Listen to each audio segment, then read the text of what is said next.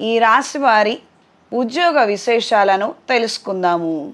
ఊరు గొప్ప, పేరు దిబ్బలాగా, ఉన్న ఉద్యోగం మంచిదే, మంచి ఆదాయము, పరపతి పలుకుబడి అన్నీ ఉన్నాయి.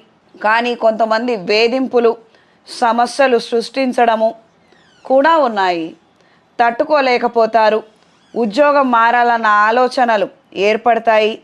సంవత్సర ద్వితీయార్థంలో ఏర్పడుతున్నటువంటి సమస్యల రీత్యా ఆలోచనలు మారతాయి.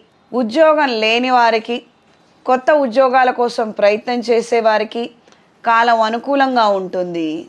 తెలియని వాళ్ళ మాట విని మోసపోయే అవకాశం ఉంది. మంచి చెడులను ఆలోచించి నిర్ణయం చేయండి. కెరియర్లో ఎదుగుదల నిదానంగా ఉందని నిరాశ చెందుతారు. రావాల్సినటువంటి ధనం రానివ్వకుండా కొంతమంది అడ్డుపడడం తెలుసుకుంటారు.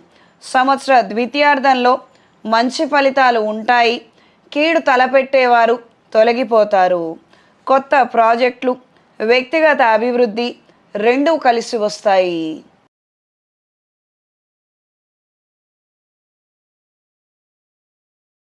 ఈ రాశిలో జన్మించిన స్త్రీలకు ఈ సంవత్సర ఫలితాలను తెలియజేస్తున్నాను. తాత్కాలిక వ్యాపారాలు లాభిస్తాయి. కళా సాహిత్య రంగాల్లోని వ్యక్తులతో విరోధం ఏర్పడుతుంది. సంస్థ లాభాల్లో నడుస్తున్నప్పటికీ న్యాయపరంగా సౌకర్యాలు పెంచబడవు. దీని కొరకు కూడా పోరాటం చేస్తారు. గృహంలో మార్పులు పట్ల శ్రద్ధ ఎప్పుడూ లేని విధంగా ఉంటుంది.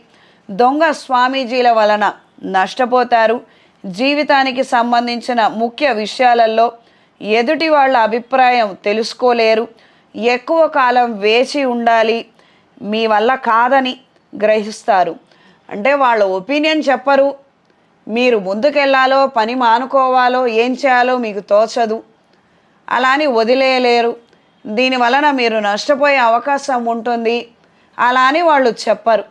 ఈ విధమైనటువంటి తిరకాసు వ్యక్తులు ఎక్కువగా ఉంటారు.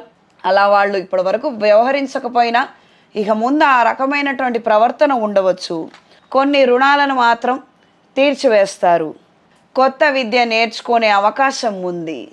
ఎంతో క్రమశిక్షణ పాటించి, శ్రమించి